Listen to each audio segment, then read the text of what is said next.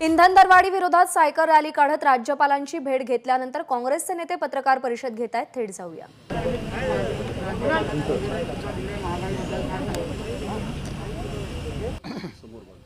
आम्ही त्यांना महागाई कशी वाढली, कशी टक्क्याने वाढली, ते सगळे मुद्दे त्याच्यामध्ये आम्ही स्पष्ट केलेत आणि त्याच्यामध्ये या सगळ्या महागाईचा रेशो जो रोज वाढतो आहे त्याच्यामुळे सामान्य लोकांचं जगणं जे मुश्किल झालेलं आहे त्याच्याबद्दलचंही एक भूमिका आम्ही त्याच्यामध्ये मांडली। त्याचप्रमाणे लसीकरणाचा हा महत्त्वाचा एक मुद्दा आहे।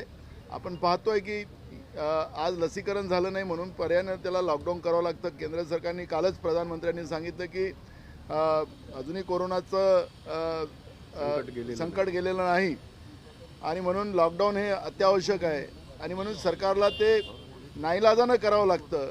एकीकडे उद्योग डुबलेत, आपण व्यापाऱ्यांची स्थिती पाहतोय, लोकांचे रोजगार गेलेत आणि म्हणून लसीकरण त्याच्यामध्ये महत्त्वाचा उपाय आहे। त्याच्याबद्दलचंही एक निवेदन आम्ही त्याच्यामध्ये टाकलेलं आहे। 3 दिवस बंद आणि महत्त्वाचा मुद्दा असा आहे की ओबीसीचा जो डाटा केंद्र सरकारकडे आहे तो तातडीनं आम्हाला मिळवून द्यावा, जेणेकरून महाराष्ट्रामध्ये ओबीसीच्या आरक्षणाचा आणि मराठा आरक्षणाचा जो मुद्दा अडलेला आहे तोही विषय आम्ही त्याच्यामध्ये टाकला।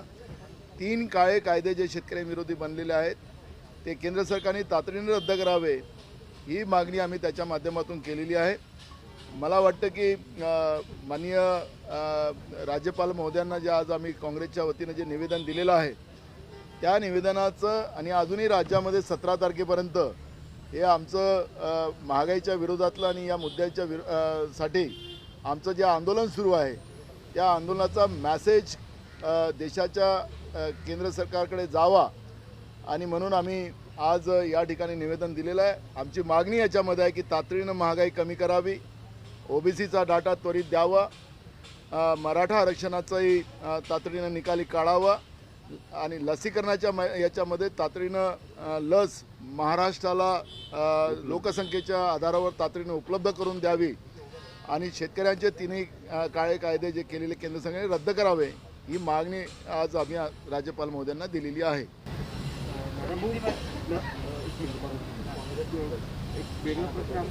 याचंच करा ना, आता कुठं वेगळं करा। खासदार संभाजीराजेंनी एक मुख्यमंत्र्यांना पत्र पाठवले मराठा आरक्षणाच्या संदर्भामध्ये। त्यांनी सांगितलं की परत एकदा मूकमोर्चे सुरू करण्यात येतील, कारण की ज्या मागण्या केल्या होत्या त्या राज्य सरकारने पूर्ण केल्या नाही। याच्यामध्ये मराठा आरक्षणाच्या मध्ये आता तर जबाबदारी केंद्र सरकारवर आलेली आहे आणि तशा प्रकारचं निवेदन माननीय मुख्यमंत्री, माननीय उपमुख्यमंत्री आणि माननीय अशोकराव चव्हाण यांनी पंतप्रधानांना सुद्धा दिलेलं आहे। परंतु आमच्यावर सुद्धा काही जबाबदारी आहे मराठा समाज म्हणून आणि त्या दृष्टीनं ज्या त्यांच्या मागण्या आहेत म्हणजे माननीय संभाजीराजे खासदार यांनी दिलेल्या ज्या मागण्या आहेत याच्यावर कारवाई बरीचशी कामं झालेली आहेत। खरं म्हणजे त्याला प्रसिद्धी पाहिजे तेवढी मिळाली नाही असंच माझं मत आहे। त्यांच्याशी पुन्हा चर्चा राज्य पातळीला केली जाईल आणि आम्ही करतो आहोत, कारण आम्हाला त्या तरुणांकरता काम करायचं आहे आणि त्या दृष्टीनं सारथीच्या माध्यमातून खूप काही नियोजन हे चांगल्या पद्धतीनं होतं आहे। इतरही मागण्यांच्या बाबतीत काही मागण्यात झालं आहे, काहींचं काम सुरू आहे। एकीकडे आंदोलन होत आहे, दुसरीकडे देवेंद्र फडणवीस यांनी टीका केली सायकल रॅलीमध्ये नौटंकी नाही, काँग्रेस फक्त नोटंकी करतं असं त्यांचं म्हणणं आहे। तर मग हे किमती ज्या वाढवलेल्या आहेत, दर वाढते आहे, तर त्याचं त्यांना काही काळजी नसेल आणि काँग्रेसनी सायकलवर रॅली काढली तर ती नोटंकी दिसत असेल तर सामान्य लोकांचं जे जगणं मुश्किल या नरेंद्र मोदीच्या भाजपच्या सरकारनं जे केलेलं आहे या पद्धतीचं टीका करून जे लोक आज उपाशी राहतात आहेत, ज्या लोकांचं जगणं मुश्किल झालेलं आहे त्यांच्या जखमेवर मीठ सोडण्याचं पाप देवेंद्र फडणवीस करताय का हा सवाल त्यांना आमचा है।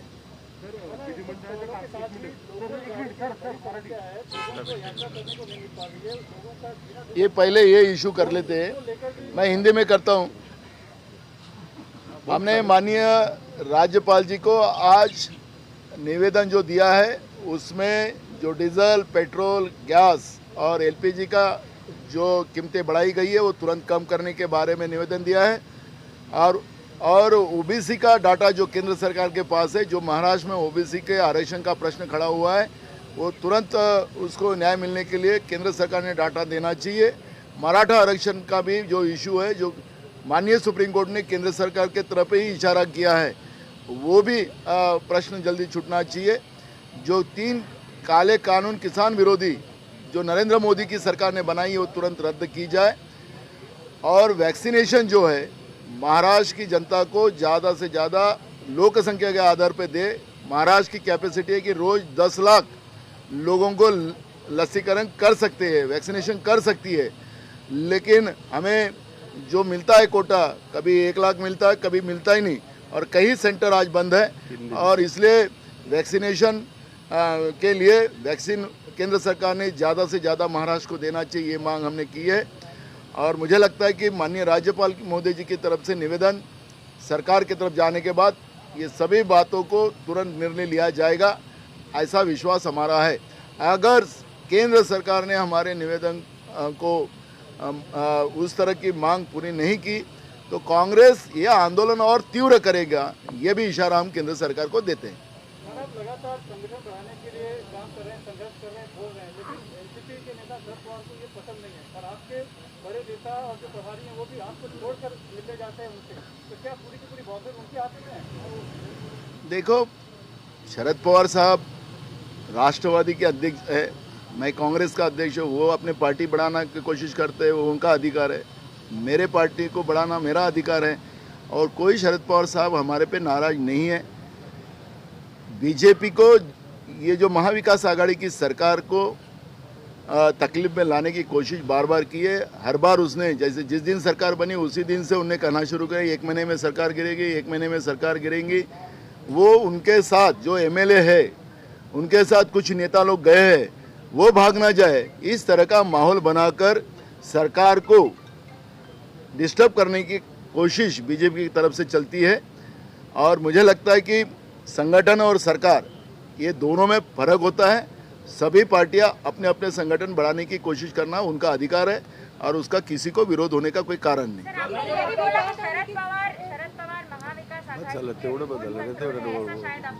तो बिल्कुल है, रिमोट कंट्रोल है। वो हमारे आदरणीय नेता है, हमारे राज्य के बड़े नेता है। सरकार के बाहर है तो रिमोट कंट्रोल का मतलब मायने कुछ और हो जाते हैं। मुख्यमंत्री के पास रिमोट कंट्रोल नहीं है क्या? किसके पास? देखो, ये महाविकास आघाड़ी सरकार बनाने में शरद पवार जी का बड़ा रोल है।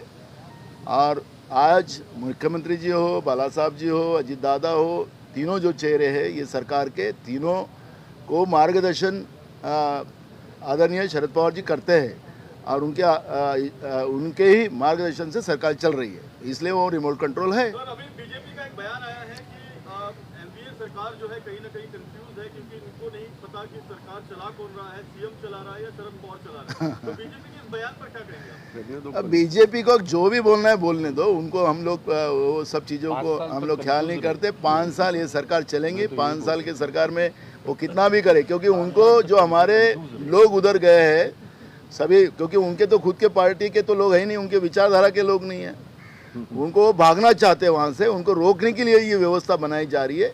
आपने देखा होगा कि विधानसभा में उनके एक बीजेपी के एमएलए बार बार हम लोग राष्ट्रपति राजवट लगाएंगे, राष्ट्रपति राजवट लगाएंगे, ऐसा कोई बोल सकता है विधानसभा में?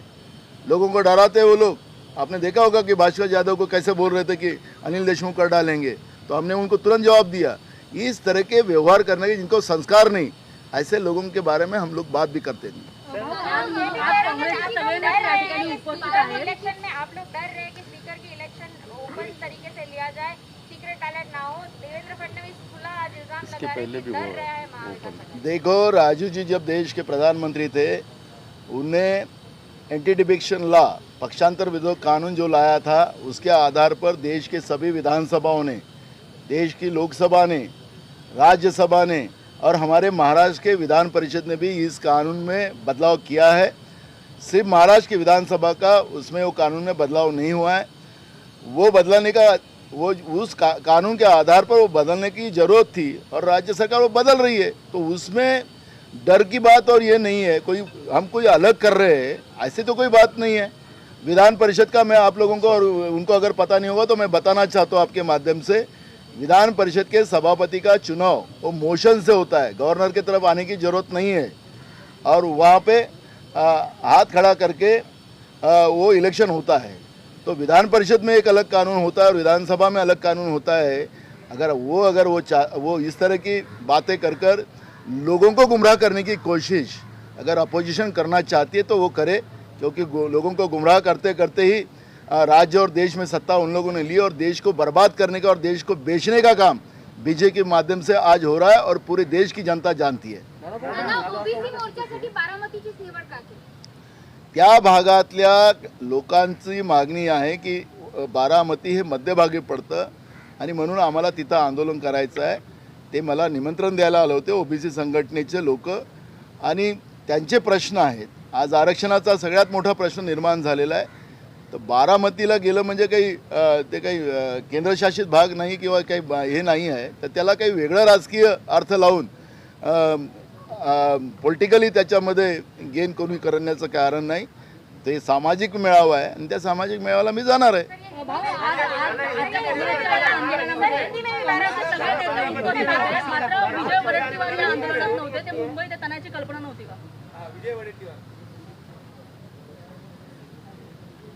विजय वडेट्टीवार का आले नाहीत हा जो भाग आहे, आम्ही सगळ्यांना निमंत्रण दिलं होतं।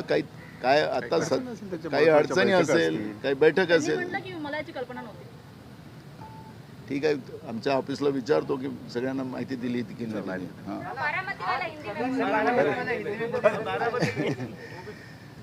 ओबीसी समाज के आरक्षण का इशू जो केंद्र अपने सुप्रीम कोर्ट के आदेश के आधार पर जो हुआ है, निरस्त हुआ है, और उसके आधार पर ओबीसी समाज में एक मुसीबत जो आई है, उसके आधार पर ओबीसी समाज के लोग इकट्ठा आने के बाद आने की कोशिश कर रहे हैं और उसमें उनको न्याय मिले वो उनकी कोशिश चल रही है। तो पुणे डिस्ट्रिक्ट के ओबीसी समाज के कुछ लोग मेरे पास आए थे। उन्होंने कहा कि बारामती ये सेंटर गिरता है और वहाँ पर सब लोगों को आने की सुविधा हो सकती है और इसलिए हम लोग बारामती में वो अधिवेशन ओबीसी का लेना चाहते हैं। आप तो वो मेरे को निमंत्रण देने आए थे, तो मैंने उनको कहा कि ठीक है मैं आता हूँ। और उसके लिए कोई गलत है ऐसा अगर किसी को लगता है तो मुझे नहीं लगता कि कोई गलत है। मोर्चा ओबीसी समाजाच्या अधिकाराचा आहे। तिथं म्हणजे कोणाच्या येतं नाही, केंद्र सरकारच्या विरोधात आहे तो, कारण की ते आकडे देत नाही, त्याच्यामुळे केंद्र सरकारच्या विरोधातलं ते मोर्चा आहे। त्याच्यामुळे त्याला कोणी गैर घेत असेल तर तो त्यांचा प्रश्न आहे। नाना, आज मुंबईत राज्यातल्या घटक पक्षांची बैठक आहे, महाविकास आघाडीतल्या। राज्यात सुद्धा तिसरी आघाडी तयार होईल का ही चर्चा आहे। यामध्ये जयंत पाटील, अबू आझमी आणि हितेंद्र ठाकूर आणि इतर नेते सुद्धा उपस्थित असणार आहेत। त्याच्यामुळे काही नाराजी आहे घटक पक्षांमध्ये तिसऱ्या आघाडीच्या चर्चा? बघा, ते आमच्या या महाविकास आघाडीचे सगळे जण घटक आहेत आणि बाळासाहेबही त्यांची मीटिंग घेतात, जयंत पाटीलही घेतात। हे सगळे नेते त्या लोकांना त्यांच्या अडचणी, त्यांचे कामं, त्याच्यासाठी त्या मिटिंगा घेतात। त्याला अदरवाईज घेण्याचं कुठलंही कारण नाही।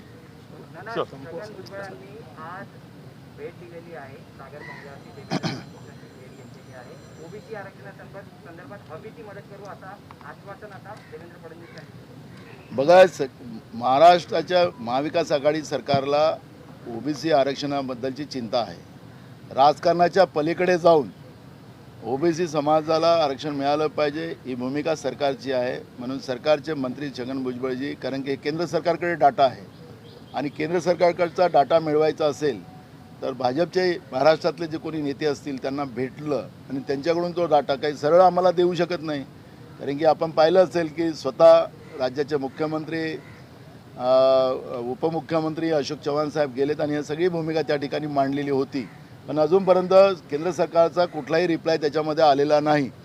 आणि म्हणून भुजबळ साहेबांच्या वतीनं सरकारचा जो प्रयत्न आहे की केंद्र सरकारने ओबीसी समाजाचा डाटा तातडीने दिला तर ओबीसी समाजाचा आरक्षणाचा प्रश्न सुटेल ही भूमिका घेऊन प्रामाणिक राजकारणाच्या पलीकडे जाऊन ही भूमिका घेण्याचं काम महाविकास आघाडी सरकार करते आहे। धन्यवाद सर्वांचा। तर सायकल रॅली काढल्यानंतर राज्यपालांची भेट घेऊन झाल्यानंतर काँग्रेसच्या नेत्यांनी पत्रकार परिषद घेतलेली आहे. ओबीसी संघटनेच्या मागणीनंतर बारामतीमध्ये महामोर्चा काढण्याचा निर्णय घेतला असल्याचं सुद्धा पटोलेंनी म्हटलंय. बारामती हे केंद्रस्थानी पडतं, त्यामुळे तिथल्या स्थानिक नेत्यांची अशी मागणी होती की बारामतीमध्ये ओबीसींचा महामोर्चा निघावा. 29 जुलैला हा महामोर्चा निघेल असं नाना पटोले यांनी सांगितलेलं आहे.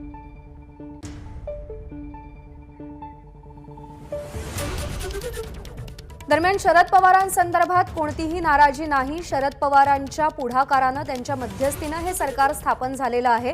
शरद पवार हे रिमोट कंट्रोल आहेत, याचा पुनरुच्चार नाना पटोलेंनी या पत्रकार परिषदेदरम्यान केलेला आहे. पवारांच्या मार्गदर्शनाखाली सरकार चालत असल्यानं ते रिमोट कंट्रोल आहेत असं म्हणत शरद पवारच रिमोट कंट्रोल असल्याचा पुनरुच्चार नाना पटोले यांच्याकडून करण्यात आलेला आहे. एबीपी माझा, उघडा डोळे बघा नीट.